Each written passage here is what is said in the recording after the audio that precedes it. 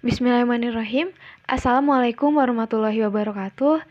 Apa kabar semuanya? Ibu harap kalian selalu sehat terus ya. Amin ya Allah ya Rabbal Alamin.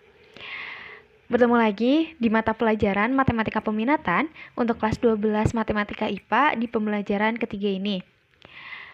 Nah, sebelumnya Ibu ingin mengingatkan sebelum pembelajaran dimulai, mohon kalian untuk mengisi presensi terlebih dahulu karena presensi itu Ibu batas dari pukul 10 sampai 11.30 dan itu akan mempengaruhi terhadap penilaian sikap kalian tentunya. Jadi jangan sampai terlambat, mohon untuk disegerakan dan diutamakan sebelum pembelajaran dimulai ya. Linknya sudah Ibu kirim di Google Meet. Oke. Kita akan belajar mengenai distribusi binomial. Kita akan melanjutkan materi yang sudah kita bahas sebelumnya di pertemuan pertama dan kedua. Nah, pada pertemuan kali ini, materi akan dilanjutkan dan akan membahas mengenai rata-rata distribusi binomial, ragam distribusi binomial, serta aplikasinya. Aplikasi di sini bukan sebenarnya soal-soal yang sudah Ibu berikan sebelumnya sudah termasuk aplikasi dalam kehidupan sehari-hari penerapan distribusi binomial ya. Hanya saja di sini kita akan belajar untuk membedakan bagaimana yang mana merupakan peluang eksperimen binomial dengan yang bukan peluang eksperimen binomial. Nah, Ibu ingatkan kembali, mohon untuk diisi dulu presensinya. Oke. Dan kalian bisa menyimak KD dan IPK untuk pembelajaran hari ini. Nah, IPK hari ini kita sama ya seperti yang sudah disampaikan sebelumnya, kita akan menentukan rata-rata dan ragam distribusi binomial. Setelah kita akan mencoba menyelesaikan masalah yang berkaitan dengan distribusi peluang binomial, suatu percobaan acak dan penarikan kesimpulannya. Oke, langsung aja kita masuk ke materi yang pertama mengenai rata-rata, varians, dan simpangan baku distribusi binomial. Secara singkat, nilai rata-rata, varians, dan simpangan baku distribusi binomial dapat dihitung dengan rumus.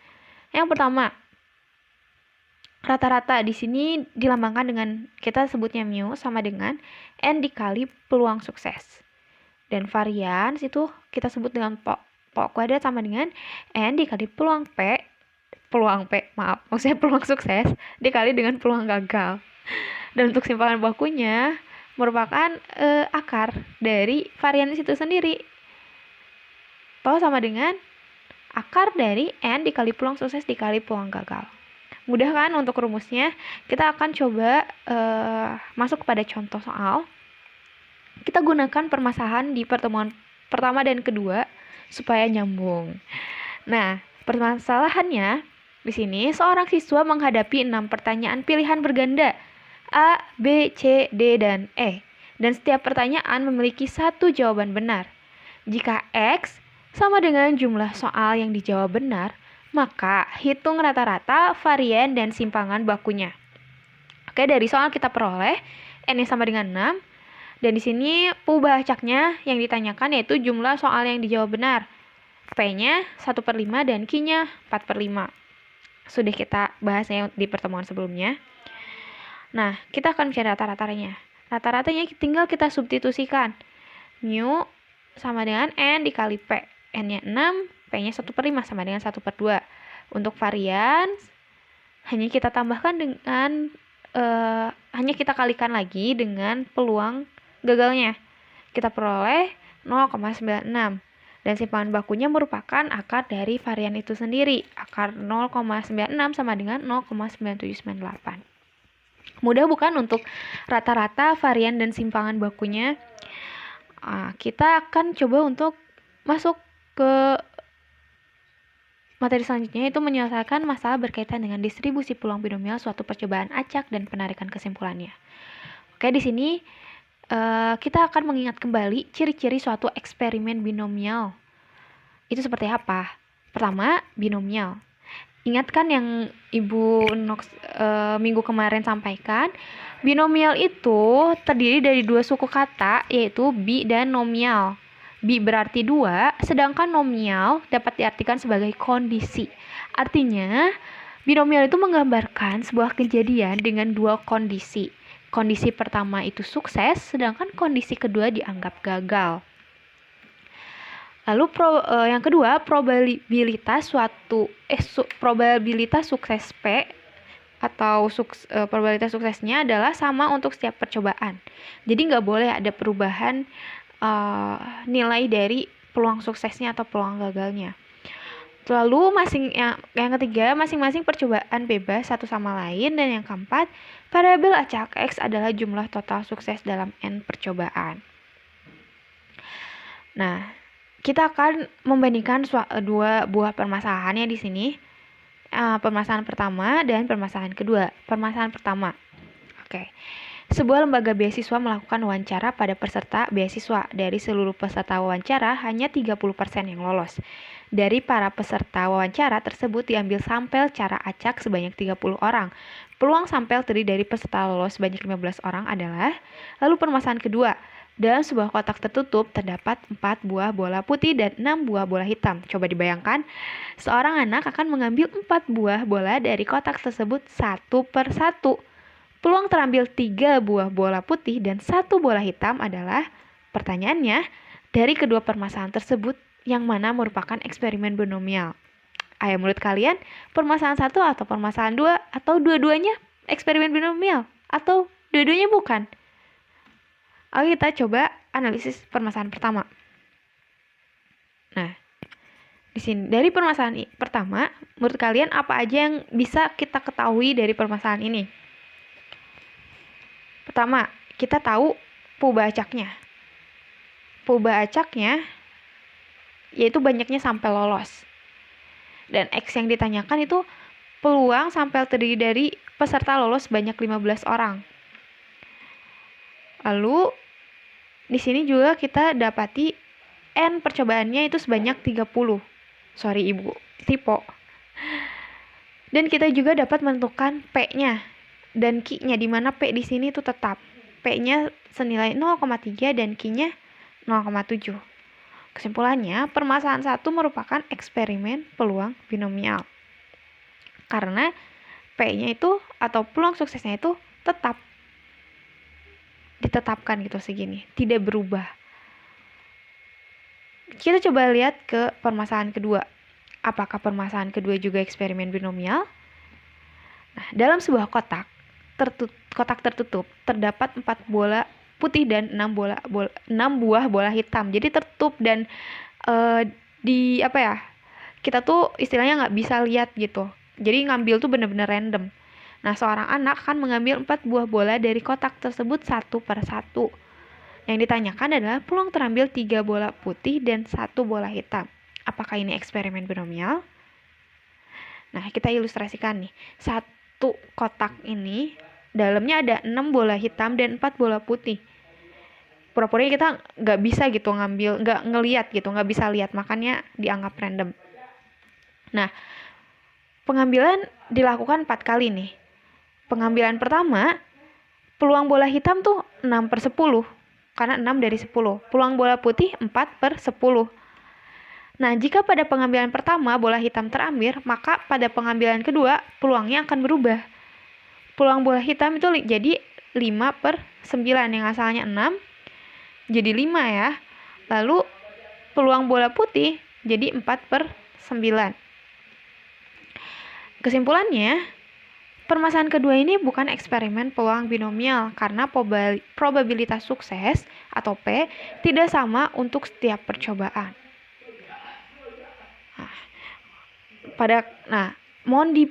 Untuk pertemuan kali ini untuk disimak dengan baik-baik ya, karena akan membantu kalian dalam mengerjakan bahan ajar. Lalu hari ini juga kita akan mereview materi untuk persiapan kalian menghadapi uji kompetensi untuk kompetensi dasar peluang binomial ini ya. Nah, kita akan langsung ke mereview materi persiapan untuk uji kom 3.5. Sekalian juga kita akan membahas LKPD, salah satu soal dari LKPD yang Ibu berikan di minggu sebelumnya. Dan ini benar-benar akan berguna banget buat kalian menghadapi uji kompetensi. Bener deh, makanya disimak ya. Nah, pasti kalian udah nggak asing ya dengan soal ini. 2 mata dadu dilempar sebanyak 7 kali. Diharapkan muncul dadu yang bernilai 7. Yang ditanyakan itu diminta untuk buat distribusi peluang binomialnya, fungsi dan grafiknya, lalu peluang binomial kumulatifnya, fungsi dan grafik binomial kumulatifnya, dan sebagainya sampai dengan hitung rata-rata dan varians. Nah, di sini yang pertama kita harus menentukan peubah acaknya, N, P, dan Q-nya. Nah, pasti kalian ngerjain kayak gini kan? Ibu yakin sih kalian pada bisa, soalnya Ibu udah cek sebagian besar. Betul. Nah, di sini peubah acaknya muncul dadu yang bernilai 7. Berarti peluang suksesnya itu peluang muncul mata dadu bernilai 7. Tapi beda lagi ketika peubah acaknya itu muncul mata dadu bukan 7. Ini akan terbalik nantinya. Peluang sukses dan peluang gagalnya jadi dibalik. Itu nanti akan dibahas selanjutnya. Oke, N sama dengan 7. P-nya sama dengan 6. Q-nya 5/6. Nah, di sini kita akan menggunakan tabel yang Ibu rekomendasikan waktu di pembelajaran kedua. Tabelnya seperti ini. Kita bikin N-nya, terus N dikurang X-nya. Dan kita cari PX-nya dari setiap peubah acak, peluangnya berapa. Nah, di sini kan X-nya 0, berarti N min X-nya 7. N-nya 7 kan ya tadi sebelumnya? Duh, astagfirullah, Ibu lupa.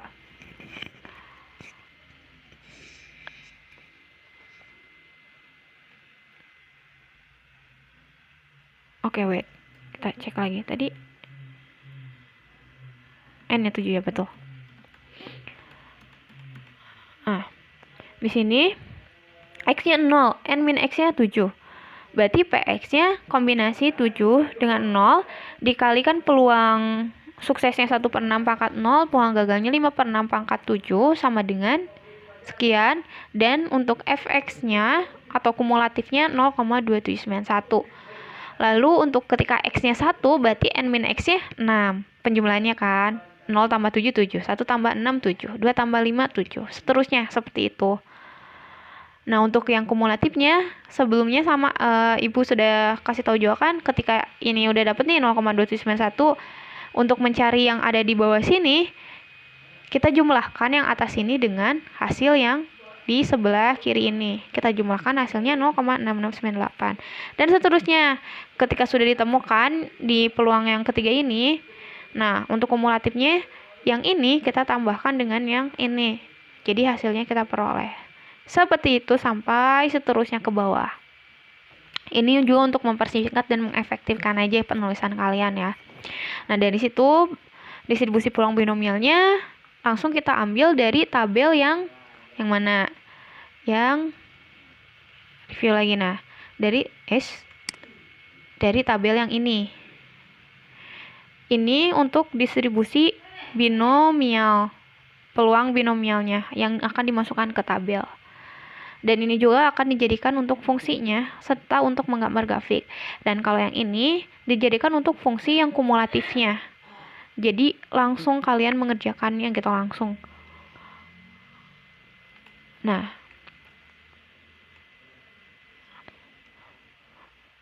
yang diambil dari PX tadi kita jadikan tabel seperti ini. Lalu untuk fungsi dan grafik fungsi distribusi binomialnya bisa dilihat dari sini atau dari yang sebelumnya. Dan untuk grafiknya Ibu rasa kalian udah bisa ya semuanya. Jadi dari dilihat gitu setiap titiknya. Untuk X-nya 0, dia peluangnya 0,2729 kayak gitu. Nah, kemarin masih ada nemu yang salah ya, yang di kumulatif.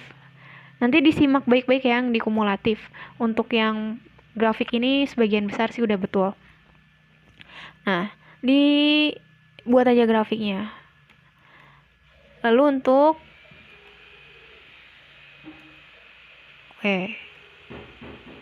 kenapa tidak muncul? Kecepatan. Distribusi peluang binomial kumulatifnya hampir sama, cuma ditambahin ini doang. sebelum dan sesudahnya. Oke. Nah, fungsi dan grafik fungsinya. Nah, fungsinya tadi didapat dari yang fx tabel pertama. Dan ibu rasa kalian juga udah pasti bisa, soalnya ibu lihat LKPD-nya udah pada betul tuh sebagian besar. Nah, untuk yang jangan lupa, masih banyak yang lupa membuat lubang di sini. Kenapa harus dibuat lubang? Karena menunjukkan, kita kembali lihat di fungsinya. Kan X kurang dari 0. Ini juga harus ada lubangnya ya, ibu lupa. Nah, untuk X antara 0 sampai 1 ini kan 0-nya terbawa ya. Jadi nggak di lubang pas di sini. Tapi di sini diberi lubang atau dibolongin. Nah, karena dari persamaan ini 0,2791 jika X kurang dari sama dengan 0, X kurang dari 1, X lebih besar sama dengan 0, X kurang dari 1. Nah, di sini kan kurang dari 1, satunya nggak gimana sih? Wait. Nah, di sini satunya tuh nggak termasuk pada persamaan yang ini, pada fungsi yang ini. Jadi dibuat lubang karena 1 itu masuk ke fungsi yang ketiganya di sini. 0,6698 jika X lebih besar sama dengan 1 kurang dari 2. Nah, tapi di sini 2-nya nggak termasuk, makanya diberi lubang. Dan seterusnya. Ini mohon diperhatikan lagi, karena yang ibu lihat masih banyak yang salah saat menggambar ini. Ada yang ininya tuh jauhan banget nih, pas yang ini fungsi jauh banget pas di sini gambarnya gitu. Jadi dibuat lebih rapi lagi ya. Nah, lanjut. Nah, kita panggil lagi si tabelnya. Probabilitas paling sedikit muncul dadu yang bernilai 7 kurang dari sama dengan 5 kali. Nah, ibu rasa udah pada bisa ya. Aduh, ini tipe lagi. kurang dari sama dengan 5, ini harusnya 5 ya. Berarti kurang dari sama dengan 5. Nah, kurang dari harusnya bukan ini. Oke, kita lewat aja deh yang ini.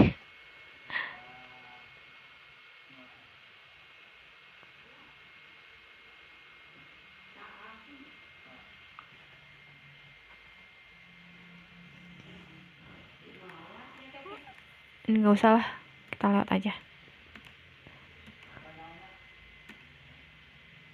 Nah, langsung ke rata-rata dan varians. Rata-ratanya kita tinggal substitusikan aja. Seperti ini. Ibu rasa mudah ya buat kalian. Nah, yang perlu kalian perhatikan itu, simak di sini. Kan 2 mata dadu dilempar sebanyak 7 kali, diharapkan muncul dadu yang bernilai 7. Tentukan distribusi peluang binomialnya. Nah, bedanya yang kedua ini, kan gambar grafik fungsi distribusi peluang binomialnya. Kalau ini, gambar grafik fungsi distribusi peluang binomial muncul mata dadu selain 7. Dan di sini juga, gambar grafik fungsi binomial kumulatif muncul mata dadu selain 7. Nah, kalian nggak perlu mengulang lagi perhitungan. Jadi nggak perlu mengulang perhitungan. Jadi diperhatikan lagi tabel yang ini. Tabel ini, lihat apa bedanya. Awalnya N-nya sebelah kiri kan. Sekarang ditukar N dan N min X-nya. Jadi yang sebelumnya kalian sudah buat tabel ini tuh udah include dengan yang pertanyaan yang kedua tadi. Kalau yang sebelumnya peluang suksesnya itu muncul mata dadu berjumlah 7, nah sekarang peluang suksesnya muncul mata dadu selain 7, berarti ditukar. Peluang sukses dengan peluang gagalnya kita tukar.